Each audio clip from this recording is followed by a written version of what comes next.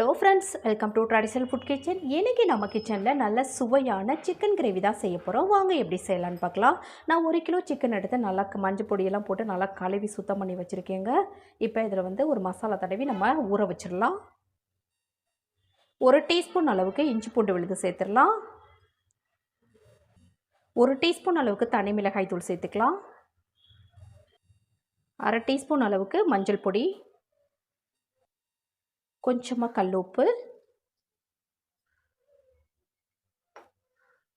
அடுத்ததாக 2 டீஸ்பூன் அளவுக்கு கெட்டி தயிர். நம்ம தயிர் சேர்க்கறதுனால சிக்கன் சாப்பிட்றப்போ உங்களுக்கு நல்லா சாஃப்டாக இருக்கும், அதுக்காக தான். இப்போ இது எல்லாத்தையும் நல்லா கலந்து விட்டுட்டு ஒரு அரை மணி நேரம் நம்ம சிக்கனை நல்லா ஊற வச்சிடலாம். நம்ம தயிரில் சேர்த்து ஊற வைக்கும்போது சிக்கனை நல்லா ஊறி நல்லா சாஃப்டாகிடும்.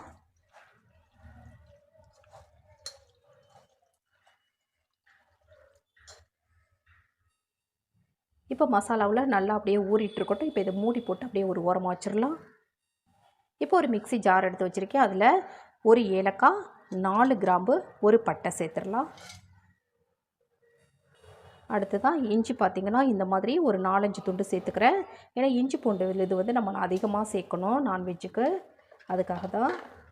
அடுத்ததான் ஒரு 10-12 பல் பூண்டு சேர்த்துடலாம். ஒரு 10 பல் சின்ன வெங்காயம். இது கூடவே 2 தக்காளி, நல்லா பழமான தக்காளியாக சேர்த்துக்கலாம். நீங்கள் தக்காளி சேர்க்கல அப்படின்னா நீங்கள் குட்டி குட்டியாக கட் பண்ணி கூட நம்ம வதக்கிக்கலாம்.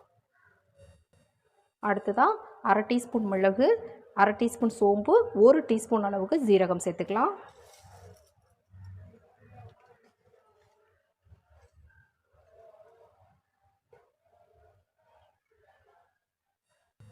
இப்போ இதை கிரேவி செய்கிறதுக்கு ஒரு பாத்திரம் வச்சுருக்கேன்.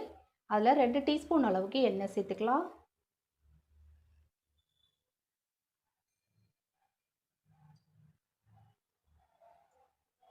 இப்போ எண்ணெய் கொஞ்சம் சூடாகட்டும். இப்போ எண்ணெய் சூடானோன்னா 1/2 டீஸ்பூன் அளவுக்கு சோம்பு சேர்த்துடலாம். அது கூடவே ஒரே ஒரு பிரியாணி இலை மட்டும் சேர்த்துக்கலாம். இப்போ இது கொஞ்சம் பொரிஞ்சு வரட்டும்.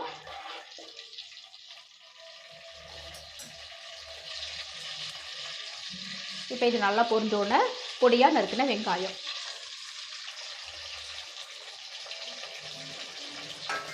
வெங்காயத்தை நல்லா வதக்கி விட்டுருங்க. கொஞ்சம் கண்ணாடி பதம் வர்ற அளவுக்கு நல்லா வதக்கிக்கலாம். இப்போ இதிலையே கொஞ்சம் கருவேப்பிலை,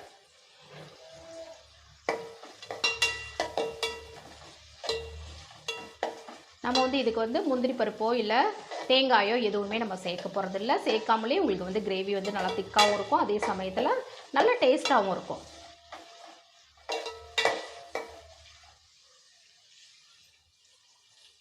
பாருங்கள், இப்போ ஓரளவுக்கு நல்லா வெங்காயம் வதங்கி வந்துருச்சு. இந்த அளவுக்கு வதங்கினா போதும். நம்ம மஞ்சள் பொடி எல்லாமே நம்ம சிக்கன்லேயே சேர்த்து ஊற வச்சாச்சு. அதனால் இப்போ நம்ம அரைச்ச மசாலாவை சேர்த்துடலாம்.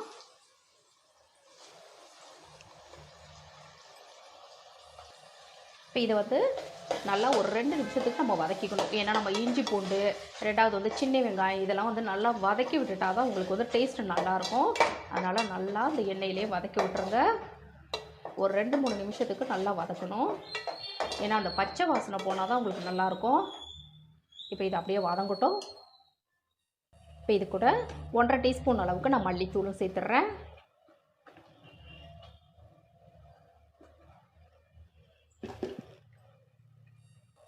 ஒரு டீஸ்பூன் அளவுக்கு தனி மிளகாய் தூள். ஏற்கனவே நம்ம சிக்கன் ஊற வைக்கும்போது தனி மிளகாய் தூள் சேர்த்துருக்கோம். ரெண்டாவது நம்ம மிளகும் சேர்த்துருக்கோம். அதுக்காக கொஞ்சம் 1 டீஸ்பூன் அளவுக்கு மட்டும் நான் சேர்த்துக்கிறேன்.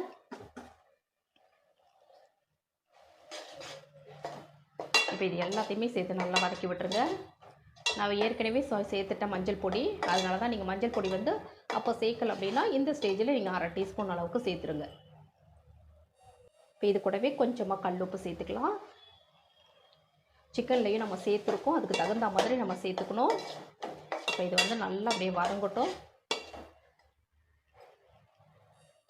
பாருங்கள், இப்போ நல்லாவே வதக்கியாச்சு. இப்போ நல்லா இதை ஒரு தடவை நல்லா கலந்து விட்டுட்டு இப்போ நம்ம ஊற வச்ச சிக்கனை சேர்த்துடலாம்.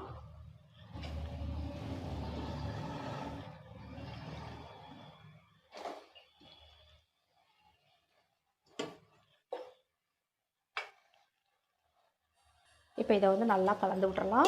நம்ம தயிர் சேர்த்துருக்கிறது உங்களுக்கு வந்து சிக்கன் வந்து நல்லா சாஃப்டாகவும் வேகும். அதே சமயத்தில் உங்களுக்கு வந்து காரமாக இருந்தால் கூட அதை பேலன்ஸ் பண்ணிவிடும்.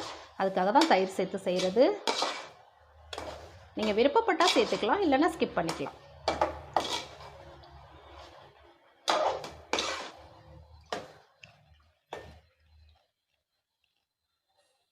இப்போ நம்ம கிரேவிக்கு தகுந்த மாதிரி தண்ணி சேர்த்துக்கலாம். நம்ம மசாலா அரைச்சி அந்த ஜார்லேயே கழுவி சேர்த்துக்கிறேன். இப்போ இதை நல்லா கலந்து விட்டுறலாம்.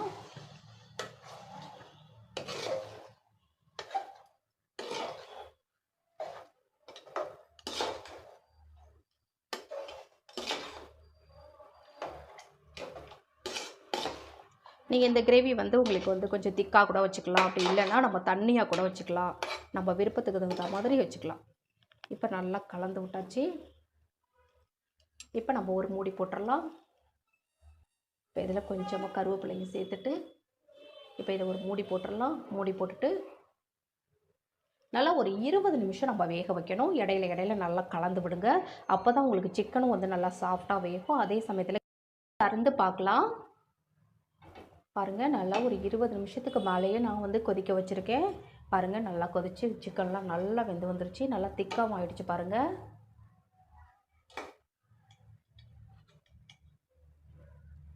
இதில் கொஞ்சமாக நறுக்கிய கொத்தமல்லி சேர்த்துடலாம்.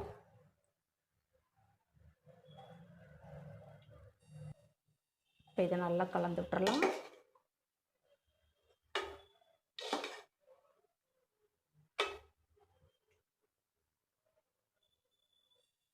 இப்போ ஸ்டவ் ஆஃப் பண்ணிவிட்டேன். பாருங்கள், நல்லா சுவையான சிக்கன் கிரேவி ரெடி ஆகிடுச்சுங்க. டேஸ்ட் ரொம்ப நல்லாயிருக்கும். இந்த மாதிரி ஈஸியாக நல்லா சுவையாக செஞ்சு பாருங்கள். ரொம்ப சூப்பராக வரும். செஞ்சு பார்த்துட்டு எப்படி இருந்ததுன்னு மறக்காமல் சொல்லுங்கள். நான் செய்த இந்த வீடியோ உங்களுக்கு பிடிச்சிருந்ததுன்னா உங்கள் ஃப்ரெண்ட்ஸ், ரிலேட்டிவ்ஸ் எல்லாருக்கும் ரொம்ப ஷேர் பண்ணுங்கள், லைக் பண்ணுங்கள். நம்ம சேனலை மறக்காமல் சப்ஸ்கிரைப் பண்ணி சப்போர்ட் பண்ணுங்கள் ஃப்ரெண்ட்ஸ். தேங்க்யூ.